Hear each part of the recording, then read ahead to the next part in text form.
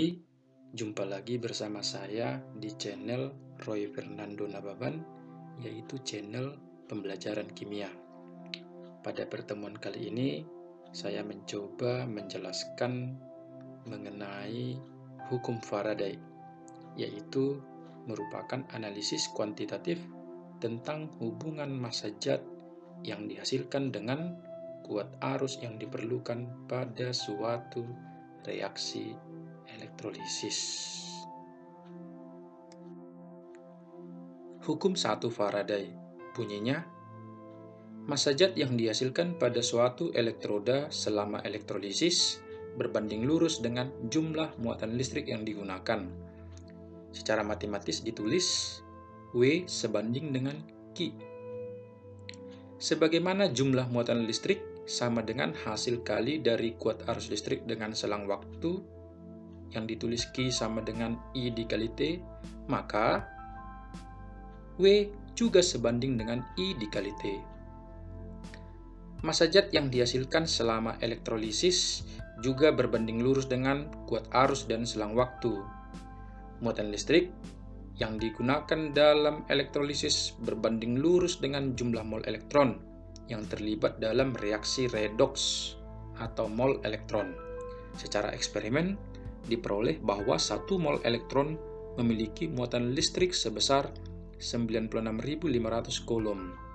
Nilai muatan listrik elektron ini ditetapkan sebagai konstanta Faraday atau F. Jadi, hubungan ini dapat dirumuskan sebagai berikut. Q sama dengan Ne kali F. Maka, rumus akhirnya nanti diperoleh menjadi W sama dengan E dikali I dikali T per F. Kalau kita masukkan tetapan Faraday-nya, maka diperoleh W sama dengan E dikali I dikali T per 96.500. Inilah yang menjadi rumusan dari hukum 1 Faraday.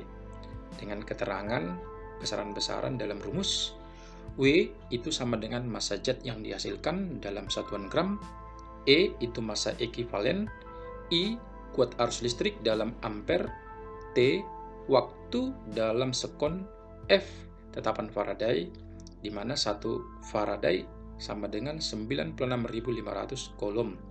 Sedangkan yang terakhir, Ne sama dengan mol elektron. Untuk massa ekivalen, itu ditentukan dengan rumus E sama dengan AR per jumlah elektron.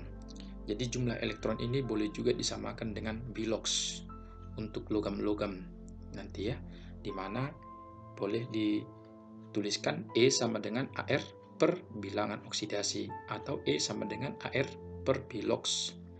Sedangkan mol elektron itu ditulis sama dengan Ne sama dengan W per E. Sehingga Ne sama dengan I dikali T per 96.500. Kita masuk ke contoh soal yang pertama. Jika kuat arus sebesar 10 ampere dialirkan dalam larutan tembaga 2 sulfat selama 2 jam, volume gas O2 pada STP adalah, masih ingat ya, kalau STP maksudnya standar temperature and pressure. Jadi kita mulai dari penulisan reaksi ionisasi dari tembaga 2 sulfat. Berikut, CuSO4 terion menjadi Cu2 positif tambah SO4 negatif, di mana pada katodanya Cu2 positif tambah 2 elektron menghasilkan Cu. Tidak ada lagi masalah ya, penulisan reaksi elektrolisis. Di anoda, karena anionnya adalah sisa asam oksi, maka yang dioksidasi adalah air. Kita langsung tulis rumus di mana mol elektron. Nah, disarankan mulai aja dari mol elektron, di mana mol elektron itu nilainya sama dengan I dikali T per 96.500. Data-datanya udah ada di soal ya. I-nya 10, T-nya 2 jam, berarti kita kali 3.600 karena kita ubah ke dalam detik. Sehingga mol elektronnya menjadi 0,746 mol. Karena mol elektronnya sudah diketahui, maka tinggal menggunakan perbandingan koefisien, di Demikian ya. Kalau molnya ini sudah diketahui, maka kita tinggal mencari mol oksigen dengan cara perbandingan koefisien. Seandainya ditanya masanya CCU juga nggak masalah. Mol elektronnya ini juga sudah diketahui. Jadi walaupun di sini 2 elektron, di sini 4 elektron, itu nilai molnya sama ya. Nah, karena nanti ini kita kali ya, seandainya kita tulis reaksi selnya, ini kita kali 2 yang atas, yang bawah kita kali dengan 1. Oke, kita cari mol oksigen tadi dengan menggunakan perbandingan koefisien 1/4. Koefisien oksigen 1, koefisien elektron 4, dikali dengan 0,746, diperoleh mol oksigen 0,186 mol. Karena sudah diketahui molnya, kita tinggal cari volume dari oksigen dengan menggunakan rumus mol sama dengan V/22,4, di mana 0,186 sama dengan V dibagi 22,4, maka volumenya sama dengan 4,17 liter. Udah ya. Kita masuk ke contoh soal yang kedua. Berapa gram kalsium yang dapat dihasilkan dari elektrolisis lelehan CaCl2 dengan elektroda grafit selama 1 jam jika digunakan arus 10 ampere, di mana ArCa sama dengan 40. Kita mulai dengan membuat reaksi ionisasi CaCl2 menjadi Ca2 positif ditambah dengan 2 Cl negatif. Pada katoda, ion Ca2 positif langsung direduksi. Karena apa? Karena dia dalam bentuk lelehan ya. Ca2 positif tambah 2 elektron menjadi Ca, mengendap solid. Sedangkan di anoda, ion 2 Cl negatif itu dioksidasi menjadi Cl2 ditambah dengan 2 elektron. Kita gunakan rumus W sama dengan E dikali I dikali T per 96.500. Yang kita tentukan W-nya si Ca atau masanya si kalsium. E dikali I dikali T per 96.500. Di mana E sama dengan Ar per jumlah elektron.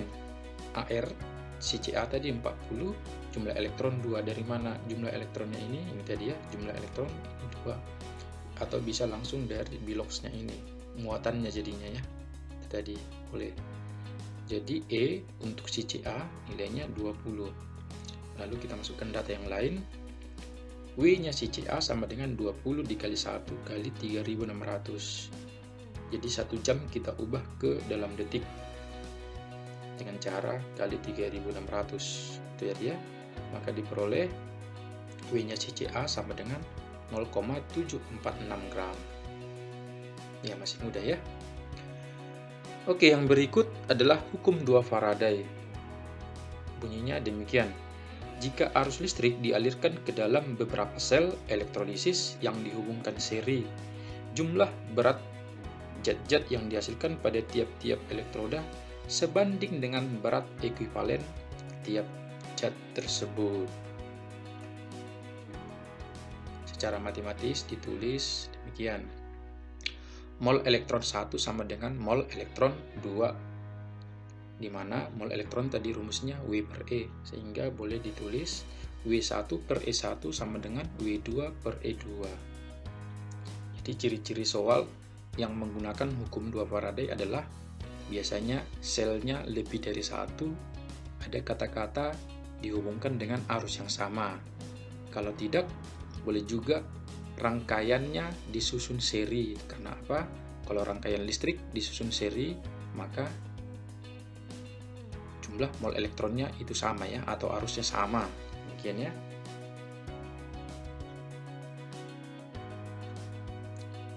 Contoh soal yang ketiga. Sejumlah arus dapat mengendapkan 1,56 gram perak dari larutan AgNO3. Jika arus yang sama dialirkan selama selang waktu yang sama ke dalam lelehan AlCl3, berapa gram aluminium yang dapat diendapkan? Diketahui ArAg 108, ArAl 27. Jadi kata kunci di sini adalah ada kata ini ya, jika arus yang sama. Jadi kalau ada kata jika arus yang sama, berarti itu kembali ke hukum 2 Faraday. Jadi kita buat dari reaksinya. Boleh dari AgNO3 itu terurai menjadi Ag positif. Ya, di katoda Ag positif ditambah dengan elektron menghasilkan endapan Ag. Sedangkan elektrolit yang kedua yaitu AlCl3 itu terion menjadi Al3 positif tambah 3Cl negatif, di mana pada katodanya Al3 positif tambah 3 elektron menghasilkan endapan Al. Maka kita gunakan rumus hukum 2 Faraday, W1 per E1 sama dengan W2 per E2. Untuk yang pertama kita gunakan data untuk Ag, untuk yang kedua kita gunakan data untuk si Al. Tinggal masukkan datanya. W1 tadi 1,56, E itu rumusnya tadi AR dibagi dengan bilangan oksidasi ya. AR 108 dibagi dengan 1. Nah, ini bilangan oksidasi 1 atau jumlah elektronnya 1, enggak. Sama saja. Kemudian W2 itu ditanya masanya si Al. Sedangkan E-nya adalah AR-nya 27 dibagi dengan elektronnya ada 3. Ini ya, ada 3 atau bilangan oksidasi 3. Maka diperoleh W2 sama dengan 0,13 gram. Contoh soal berikutnya adalah boleh dipelajari yang berikut ya. Coba dipelajari nanti. Ini ada soal lengkap dengan pembahasannya. Untuk memantapkan pemahaman Anda mengenai hukum Faraday, berikut ada latihan soal. Ini boleh dilatih-latih dengan menggunakan materi yang sudah dijelaskan sebelumnya, biar nanti pemahaman Anda semakin mantap dalam namanya hukum Faraday. Baiklah, sampai di sini dulu pembelajaran kita. Semoga apapun yang sudah saya sampaikan sebelumnya, semoga bermanfaat bagi siapa saja yang menyaksikan channel ini. Semoga kita berada dalam keadaan sehat, dalam keadaan kuat, bersemangat, berbahagia, dan bersukacita. Semangat pagi!